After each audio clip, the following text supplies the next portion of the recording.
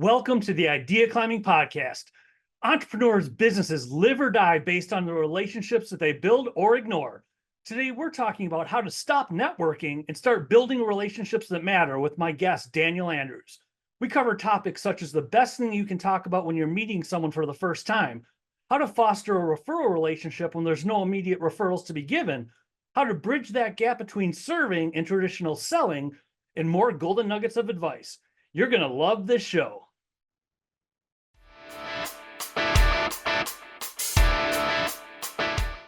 Welcome to the Idea Climbing Podcast. Today we're talking about how to build meaningful relationships with my guest, Daniel Andrews. Daniel is a native of Columbia, South Carolina, where he currently resides after an absence of 13 years. He owns a business that shows business people how to identify, meet, find, and nurture professional relationships with Key Referral Partners. Fundamentally, he shows business people how to stop networking and start building true networks. This is his fourth career. He's been successfully self-employed for 36 years, but that would actually be 50 if you start with the lemonade stand in first grade. We'll have to get into that a little bit. Thank you for being here, Daniel. I appreciate it. Sure. Happy to be here, Mark. I appreciate the invitation. And I'd love, before we get into how to build relationships in the meat of the conversation, how did you discover that? I mean, what's the story behind really at the level you're at, building real relationships? I was not good at it, and that's how I became good at it. Painful lesson, some mentoring, some reading, some exposure, doing things right and taking notes, doing things wrong and taking notes. But I can definitely tell you a light bulb moment. I do believe, I think I came into it with a couple of things. Number one, I believe language is important. The words we choose and the way we set expectations for other people and ask them to confirm our expectations of them are very important. But I like to tell my light bulb moment in terms of understanding, because I've been successful in business in a business to consumer sales environment, even direct sales, literally. And it was kind of sort of referral based. I mean, it was referral based, but it was a very casual, who's your next door neighbor? Who's your best friend, right? Who's your second best friend? I promise not to tell her she's second best, right? And so I thought that was referrals, and I thought that was networking, and it's really not. And so the moment that really became clear to me, and I tell the story and I use titles, roles instead of names for these people, not because I'm trying to be obscure. I could introduce you to both of these people and they'd vouch for the story, but because their names are so similar, it's hard for me to keep the story straight and make sure I'm referring to the right person. I was in the insurance business doing employee benefit work. I had moved from Columbia, where I live now, to St. Louis, Missouri. Didn't know anybody there. It's a weird town. If you're not from there, they think you're very suspect. So I found another person in the insurance business that didn't do what I did, but he had some cred. He'd lived in the city his whole life. He bought into what I was trying to accomplish, and we agreed on a revenue split, which is not uncommon in the insurance business, particularly around employee benefits, because there's multiple stages. So anyway, we meet with the CFO and that business owner for lunch. Goes well, as typically the case. There needs to be a second conversation, right? The two bosses got to go talk about it, right? So we go back, and my wingman, my business partner, and the prospect. So that's going to be their titles. Again, I can tell you their names, but just suffice to say, it was a very large deal. I wanted this badly. And we're standing on the parking lot of this guy's business, which was in and of itself a car dealership. And my wingman, the prospect points at me and says, "Who is this guy?" And my wingman says, "He's my guy." And the prospect says, "But I don't know this guy." And the wingman says, "But I know that guy." And he says, "What happens if something happens to this guy?" And my wingman says, "I'll find another guy." And I was shocked at first because we got the deal, by the way, because I had my experience up to then was an introduction was just a handoff. I know Daniel, here, let him tell you what his value proposition is. And in direct sales, it was strong enough that I had a really serious closing rate, like 92%, because I could demonstrate the product I was selling. But in that moment, I realized that an introduction is not a high quality referral. An endorsement is a high quality referral. We don't build networks because people know people we don't know. We build networks because people have credibility with people we don't have credibility with. As recently as last month, I used a guy that I have credibility with to get me on the calendar of a guy that's known me for 20 years. He just doesn't know that I have value for him. But I knew I could get Mike on the phone because I have credit with Mike long enough to explain why I had a substantial offer for John and ask Mike to make sure that John would take my call when I made it. And he's already laid the groundwork for that to happen. So I didn't need to get introduced to John. I needed to borrow the credibility I had with Mike and the cred that Mike has with John to get to where I needed to go. Right. So that was the big enlightenment that my wingman wasn't there to introduce me. He was there to endorse me. So with building meaningful relationships like we're talking about, how do you start the right way when you meet somebody? I think there's a couple of things that make a difference stylistically, or I should say, I want to say spiritually. Maybe that's what I mean. And the attitude has to be one of mutuality. I'm here to see who I can serve and be served by. Not reciprocity. I don't like that word at all. It sounds like people are keeping score, but it's spirit of mutuality. I'm here. I'm at this event. I'm meeting this person. I will give what I can to this person over the course of this interaction, be it a few seconds, a few minutes, a half an hour, whatever. But I'm also doing that as I'm evaluating as a reason for us to get into a longer meeting room. Right. Now, in terms of, what does it look like stylistically, right? What are the actual actions?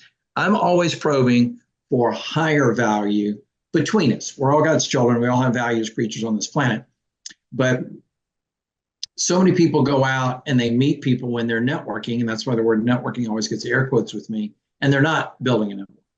They're networking, or whatever they call networking. And what they're doing is speed prospecting. They take a one-dimensional model. Is Mark J. Carter my prospect? Yes, no, maybe. Thank you. Can I have your heart? Is Jennifer card? Can I have, is Jennifer Fry my prospect? Yes, no, maybe. Can I have your card? Right? Is Billy Bob my prospect? Yes, no, maybe. Can I have your card? That's speed prospecting, right? That's a one-dimensional model. Nobody likes being treated like a prospect until they've identified themselves as a prospect. You and I are men. When we go to the mall, we're there to buy. We're not there to shop. We're there to buy. The clerk approaches us and says, "Can I help you?" What's the first thing we say? I am just looking. Which is a lie. We're there to buy, right? What we're saying is, I will let you know when I wanted to be treated as a prospect. And when we go to her a few minutes later and go, "Do you have this in my size? Is there more inventory in the back? Is it going to go on sale next week?" She doesn't cross her arms and go, "I don't know, Mark. You're just looking. Why should I help you?" Right? She understands that there's a moment when you're like, "Yeah, I'm going to need some assistance to take this over the finish line." Right? And that's okay. So the first would be to get out of a speed prospecting mode. Okay. I was talking with a woman yesterday. She's in HR consulting. And as you can imagine, that has multiple components. And she listed, 4 things that she can do. And she's like, "So I'm kind of curious, how would you coach me? How much detail should I go into on all those 4?" Right. And I said, I wouldn't mention any of the 4 until you've gotten somebody that's identified themselves as a prospect. When you're meeting somebody for the first time, the best thing you can talk about is not what you do. I mean, maybe a sentence, but who you serve. Because the likelihood that they know a prospect, which is, by the way, different than getting introduced, which is another part of the conversation, but the likelihood that they know a prospect is higher than the likelihood that they are a prospect. I love that. Even if they are a prospect, you want them to come to that awareness on their own instead of going, "Mark, I don't know if you know this yet, but you probably need what I got. You're going to sit still for me to pitch it to you, right? Are you ready for this?" Here I go. Boom. And you're like, "I don't think so." Right?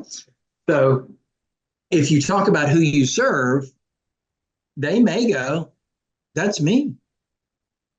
I want that conversation. Oh, happy to talk to you about that, Mark. That'd be lovely." Right? But you let them volunteer to be a prospect. But more importantly, if they're not a prospect, or even if they are, you're talking about who you serve. And they're thinking potentially, okay, I know some people I could introduce them to. Now, having the credibility to get the introduction. But that's my main thing. I show up with the mindset of, I'm digging for deeper value, right? Not just a prospect, right? Not just marketing by hand.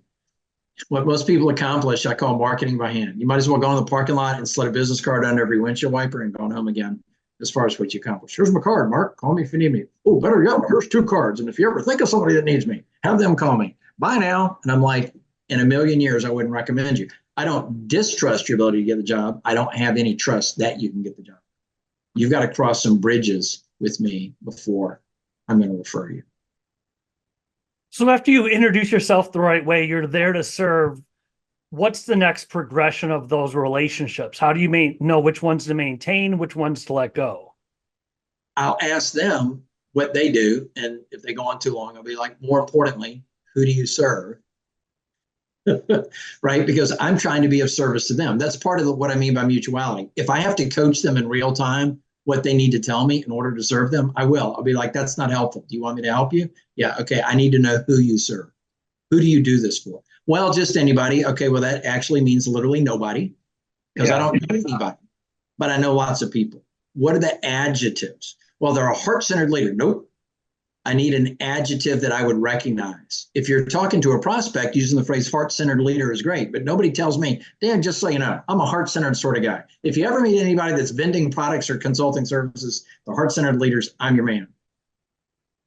What's the size of the business? What is the industry that they're in? What are the adjectives? So part of it is to coach them in real time for their benefit so that I can support them in real time. Sometimes the coaching is all the support I can give. I'm like, you're doing it wrong. Here's how to do it right.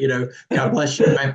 But I'm also doing it because if they serve the same people I serve, now we have potential for a key referral partnership, a situation where we can choose to build trust and learn how to properly introduce each other, because it may be the case that my prospects need to be your prospects, Mark, and your prospects need, right? And so I'm probing, I coach them because they need the coaching usually.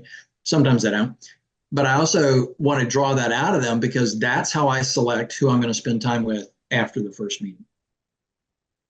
So how do you bridge the gap between serving and traditional selling? Because at the end of the day, someone has to get paid as far as that's why people do networking. How do you balance serving with selling? Very good point. Yes. Profits come from revenue. Revenue comes from customers. Customers come from prospects. But the best prospects are not just referred to us, they're endorsed, right? And I've reached a point in my career that if you're not going to put me in a three-way conversation, then I don't want the lead. Now, if you called me out of the blue, Mark, and said, our mutual friend Billy Bob told me to do business with you, or even said he told me to pitch what I've got to offer, I'd be like, okay, I'll let you do that. But if Billy Bob said, call Mark, I think he needs what you've got. If you're not going to put me in a thread, hey, Mark, this is Daniel Andrews. We're talking about him on the phone today. I think he needs what you've got. Daniel, this is Mark. I just told him today you've got what he needs. Because either, if you're not willing to do that, it means either you don't trust me, we don't have credibility between ourselves, or you don't have credibility with Mark. Right? The trust chain is broken, and I'm not going to work with that because I have so many people coming in that I'm starting at a higher level of credibility. Right? So first thing is I'm looking for a key referral partner, somebody who comes in contact with lots of people that I need. Let me make it some examples to be super clear, right? John Gates is a salary negotiation coach. Amanda Valbert is a resume writing coach. They both have successful businesses. John won't hire Amanda. Amanda won't hire John. There's no reason. Neither one's looking for a job. But John's contacts and prospects, right? So anybody can refer somebody to John Gates, but Amanda comes in contact with more people that need to know John Gates than I do or you do, right? Moving company and a divorce attorney. That makes sense. It takes a second. Oh, yeah, I see that, right? Yeah. Mortgage lender and a real estate agent. Yep. Right? Funeral home director and a nursing home director. Okay. One person dies and the other spouse is surviving. Sometimes they can't do it on their own anymore. They got to move into a nursing home. Once they get the nursing home, we know sooner or later they're going to be back at the funeral home, right? Yeah. So all these are people that come in contact with more than the average number. So once I've found that person, one of those people that fits that category, it's very natural then to build the trust necessary, which, if that's part of what you're asking, to a place where we're consistently meeting and exchanging referrals. How do you get to that point? Because if you meet someone and they could be a referral source, that. Is it timing, like you check in once a month? Is it something more than that? How do you foster a referral relationship when there's not an immediate referral to be given? Okay, great. Typically, there are referrals to be given, but they're not given yet because people have to feel that they're not going to put their reputation on the line when they refer you, right? That's an important part of this. Here's the key. There is obviously a period of getting to know people. Problematically, most people have never been trained anything past cocktail party conversation. I guess they read, Miss Manners or, Emily Post Etiquette, or their parents, conveyed that information to them, right? We're giving away how old they are. Okay, and these youngsters are like, what? Who? Never mind. But they use this, I saw this guy, online. He posted a little video about his networking experience. And I just try to remember FORD, family, occupation, recreation, and dreams. I'm like, that sounds lovely. That's a terrible idea. And what I mean by that is there's people that have been to your house, Mark, that you wouldn't hire. Am I right? Yeah. That's a no question. Yeah. One guy stared at me for the longest time. He goes, are we starting a list? I'm like, no. Yes, no question. There's people that you'd hire or have hired that you wouldn't invite to your house. So finding out if somebody's friendly and you rooted for the same team and your kids are going to the same college and you love to vacation at Miami Beach, that's irrelevant. All you're finding out then is I want you at my tailgate, which is fine if I'm looking for people to come to my tailgate, but I'm not. Mm-hmm. Fortunately, we can still ask about people's personhood and their business at the same time, because you don't have a personality and a business. You bring your personhood to work. So rather than ask you, how's your golf game, which I might ask you, but it doesn't move the conversation forward, mm-hmm. Right? I might ask instead, Mark, what made you decide that what you're doing today is what you want to do? There was a moment that you'd been thinking about, or maybe you had a dream or a nightmare and you woke up like, I got to do the thing, right? Tell me about that moment. Another one of my favorites is, tell me about a situation where you had a prospect or a customer, everything started off really well, and then it went south. I mean, like you were about to lose the deal. You were afraid they were going to go on social media and blast you, right? And then you turned it around. Now, don't tell me about the easy lay down sale that anybody could have sold. Don't care about that story. Don't tell me about the one that, the cranky person that nobody could satisfy, because don't care about that story. We've all met them, right? As Jim Rohn says, there's only a few mean people. They just move around a lot, right? Tell me about the one where you saved the deal and became a hero to them and to your business. I love that question because I'm asking, how do you bring your personhood to work? What does good customer service look like for you? When there's been a misunderstanding, how do you address it? Right? Mm-hmm. I love asking because that tells me if I want to refer and maybe who I want to refer, because some people may want to do business your way, right? Somebody posted online the other day, I'm a handyman and general contractor, I do small to medium level stuff. How much of a deposit do you ask for?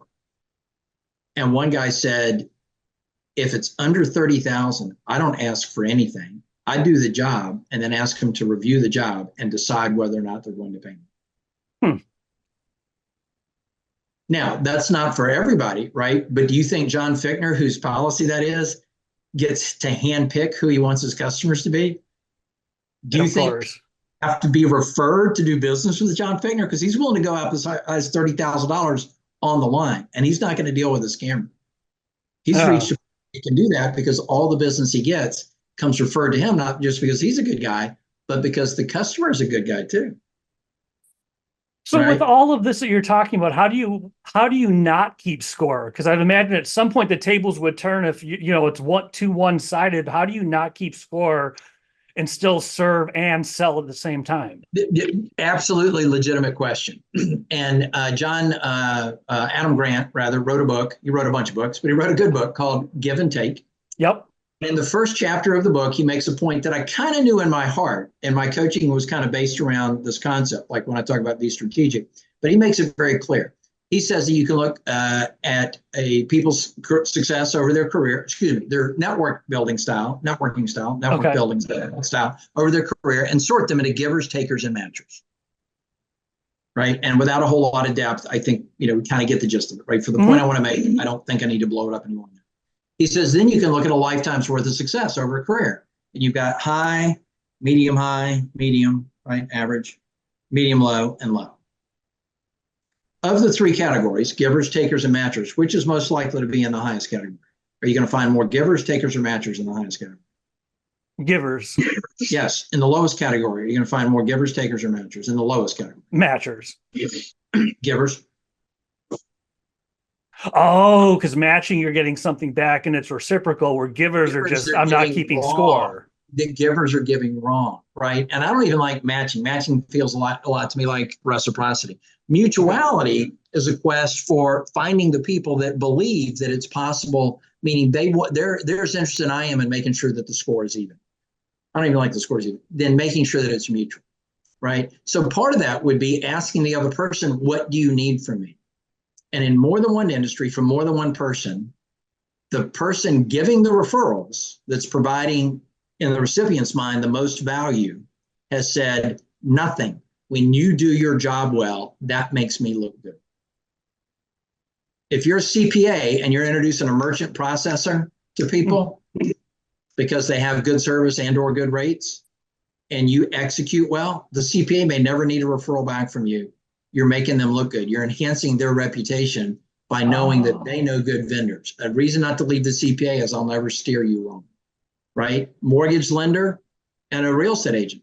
Great conversation with a guy named Scott Groves. He and I co-created an event much like this. And in the middle of it, he asked me, I get way more referrals from realtors than I can give because people start with a realtor, and some know mortgage lenders already and some don't. But there's more people starting there and coming my direction than starting here and going that direction. How do I maintain that relationship? And I said, Scott, if I'm not mistaken, he said, I said, doing your job well is literally it. They don't want to do your job. They don't want to have to ask you if you did your job. They don't want to have to tell the customer that you did your job. If you do your job, keep the realtor and the client updated, you're set. And he thought for a moment, he said, not only are you right, I can prove you're right. I said, Scott, I'm an open-minded guy, but I'm curious. A minute ago, you didn't even know the concept. Now you're busy trying to explain to me that you can prove it. He goes, yes, because I get referrals because I got a great reputation. He said, then they friend me on Facebook. Then they find out I didn't vote for the right person in their mind. And then they unfriend me and they stop sending me referrals. And a couple months later, they're like, yeah, I'm going to need to start sending referrals again. Right? His ability to do the job well is the primary reason they send businesses with. Now, that's not true of every industry, right? But a lot of times but the key is to ask the other person. I want to make sure, Mark, that it never feels imbalanced. And if it ever feels imbalanced to me or to you, I want to give you permission and ask your permission to initiate that conversation. If you feel like one of us is being taken advantage of in either direction, bring it up. Right? Because when I used to do employee benefits, I had a very narrow niche, and my referral partners were people that did other niche benefits. I dealt with legal plans and identity theft, and people that offer AFLAC style benefits, accident, cancer plans, stuff like that. They're very naturally a referral partner. They're in accounts that have proven a willingness to offer a voluntary benefit and meet with the employees in order to deduct it. I mean, they're already qualified, right? And they would say to me, do we need to work out some sort of commission split, right? If I give a deal to you, do you give me money? If you give a deal to me, do I give you money? And I would say, we can get there if we need to, Mark, but I think we're probably going to come out pretty much even, and doing all that extra paperwork and getting you licensed and appointed with another company seems like a huge. Now, if at any moment you feel like one of us is coming out ahead, either one of us can bring this up. It's not trade money, because what good would it be to send you $1,200 worth of finder's fees this year and have you send me $1,300 back, and then one of us got a 1099, the other one for $100, and that ain't even worth the hassle, right? No. Let's assume it's going to be mutual, but if it feels like it's not, let me know and we'll address it. That makes perfect sense. And with everything we spoke about covered a lot of ground in a short period of time. We did. If you were going to say, I'll give you money for this because I charge a lot of money for what I've covered. So they should send checks. They're going to have to Mark J. Carter, P.O. Box, whatever. Just mail him a check because this is very expensive. What I do. Top of my podcast list. So with this expensive conversation in mind, if you were to say, as far as building meaningful relationships the right way, if you're going to do one thing above all, just do this one thing, if nothing else, what would you say is the most important thing to do? Be selective about who you're building with. You're not in the business of speed prospecting or marketing by hand. Handing out a business card after business card after business card. Be selective about who you build with. That's it in a nutshell. And the reality is, if I cut you off, Mark, if I had some way to cut you off from any meeting people, if I could keep you from meeting people unless you were introduced to them, if some way I had a way to constrain your world, I would tell you categorically, I could tell you categorically, and I can prove mathematically, that everybody that you need, all the customers you need for the rest of your career are available to you through your current network. I'm not saying they're in your current network, but through your current network. The wrong people can introduce you to the right people. Right? That okay. is, yeah. That is awesome. Here's the killer. Not only is everybody that you need for the rest of your career available to you through your current network, they're within 12 hours of your reach. Now, you don't have time to initiate all those phone calls and all those requests for introductions. But the reality is 3 degrees of separation takes less than 12 hours to get on that person's calendar. This has just been absolutely awesome. Thank you. If people want to find you online, where's the best place to go? Oh my gosh, DanielPatrickAndrews.com. Do not Google the name Daniel Patrick Andrews. That is the name of a bombastic parliamentarian from Victoria, Australia. It will take you nowhere. You cannot find me on a Google search. DanielPatrickAndrews.com. It is not a fancy website. It exists mainly to showcase my testimonials and endorsements. And if you dig for it hard enough, you can find a way to get on my calendar. But my calendar is full all the way into July with introductions that have been made for me. So thank you again, Daniel. I appreciate it. Thank you. And scene. That was fun. That was definitely fun.